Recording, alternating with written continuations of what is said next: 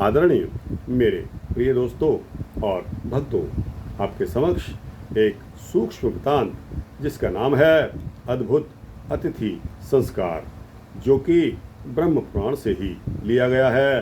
दोस्तों, यह वृत्तांत सूक्ष्म है, 5-7 मिनट का होने वाला यह वृत्तांत है। बहुत ही सुंदर वृत्तांत है जो कि ब्रह्म पुराण से लिया गया है। दोस्तों, उम्मीद करता हूँ कि आप बने रहेंगे इस वृत्तांत के अंत तक। दोस्तों, किसी भी वृत्तांत को बीच में छोड़ने से पाप लगता है, ऐसा गरुड़ पुराण में आया है। इसीलिए आपसे उम्मीद करता हूँ कि आप बीच में छोड़कर नहीं जाएंगे और इस वृत्तांत को पूरा ही सुनेंगे। 5-7 मिनट तक आप बहुत आराम से इस वृत्तांत को सुनने के पश्चात आप स्वयं हिसाब लगा सकते हैं कि अद्भुत अतिथि सत्कार क्या होता है। तो दोस्तों, आइए बिना समय गवाए इस वृत्तांत को शुरू करते हैं। एक दिन की बात है कि एक व्याध यानी कि एक शिकारी भयानक वन में शिकार करते समय पत्थर, पानी और हवा की चोट से अत्यंत दुर्गति में पड़ गया था। कुछ दूर आगे बढ़ने पर उसे एक वृक्ष दिखाई दिया। उसकी छाया में जाने पर उसे कुछ आराम मिला। तब उसे अपने स्त्री और बच्चों की चिंता सताने लगी। इधर सूर्यास्त भी हो गया था। ठंड के कारण उसके हाथ पैर भी कपकपा रहे थे और उसके दांत किटकिटा रहे थे।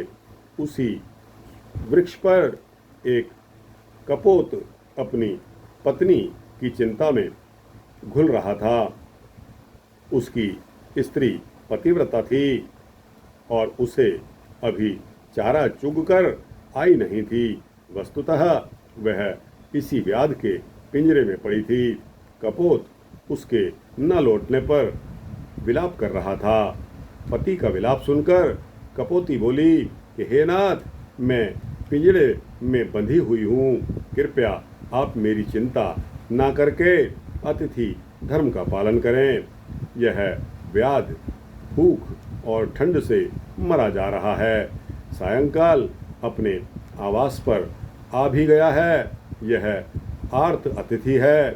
यद्यपि यह शत्रु है, फिर भी हमारा अतिथि है, अतः इसका सत्कार करना चाहिए।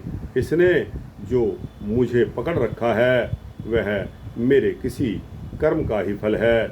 इसके लिए व्याध को दोष देना व्यर्थ है। आप अपनी धर्ममयी बुद्धि को स्थिर रखें।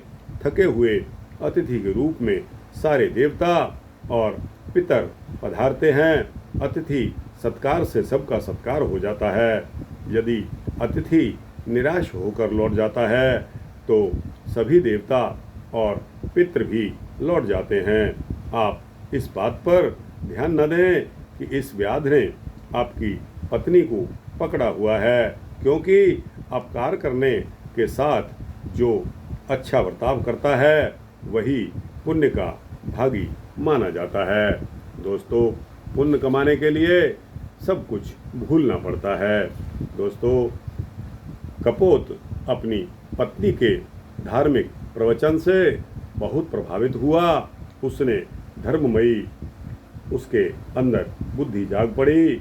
उसने व्याध के सामने उपस्थित होकर कहा कि तुम मेरे घर पर आए हुए आगंतुक अतिथि हो। मेरा कर्तव्य बनता है कि मैं अपने प्राण देकर भी आपकी सेवा करूं। इस समय आपको भूख लगी हुई है और आप भूख तथा ठंड से मृतप्राय हो रहे हैं। थोड़ी देर आप प्रतीक्षा करिए। इतना कहकर वह उड़ा और कहीं से जलती हुई एक लकड़ी ले आया। उसे लकड़ी के ढेर पर उसने रख दिया। धीरे धीरे आग जल उठी। उससे व्याध की जकड़न दूर हो गई। तब कपोत ने व्याध की परिक्रमा करके अपने को अग्नि में झोंक दिया। व्याध उस अग्नि में प्रवेश करते देख घबरा गया और अपने आप को धिक्कारने लगा। फिर उसने कपोती तथा अन्य पक्षियों को पिंजड़े से निकालकर छोड़ दिया। कपोती ने भी अपने पति के पथ का ही अनुसरण किया। तत्पश्चात कपोत और कपोती देवता के समान दिव्य शरीर धारण करके तथा विमान पर चढ़कर स्वर्गलोक की ओर प्रस्थित हुए। उन्होंने स्वर्गलोक की ओर प्रस्थान किया। उन्हें जाते देखकर व्याध ने उनकी शरण ली और अपने उद्धार के लिए उनसे उपाय पूछा। इस पर कपोत ने उसे गोदावरी में स्नान करने की बात बताई। 1 मास तक गोदावरी स्नान करके व्याध भी स्वर्गलोक को चला गया। गोदावरी का वह स्थान आज भी कपोत तीर्थ के नाम से विख्यात है। दोस्तों, यह कपोत तीर्थ का नाम ब्रह्म पुराण में भी आया है। अतः यह सारा का सारा वृत्तांत ब्रह्म पुराण से ही लिया गया है। दोस्तों, यह वृत्तांत यहाँ समाप्त होता है। कपोत के बारे में कपोत तीर्थ के नाम से आप गोदावरी जब भी जाएं दर्शन करने, आप जाकर देख सकते हैं। दोस्तों, यह वृत्तांत आपको कैसा लगा? अच्छा लगा हो तो इसको लाइक और शेयर करते हुए अपने दोस्तों, भक्तों, मित्रों, जिज्ञासुओं तक पहुंचाना। और दोस्तों, अपनी राय, अपने कमेंट्स अवश्य देना। इस चैनल को सब्सक्राइब कर देंगे तो आपको इसी तरह के सूक्ष्म भक्ति वृत्तांत मिलते रहेंगे। जय ब्रह्मा जी की, जय कपोत देवी की, जय कपोती की।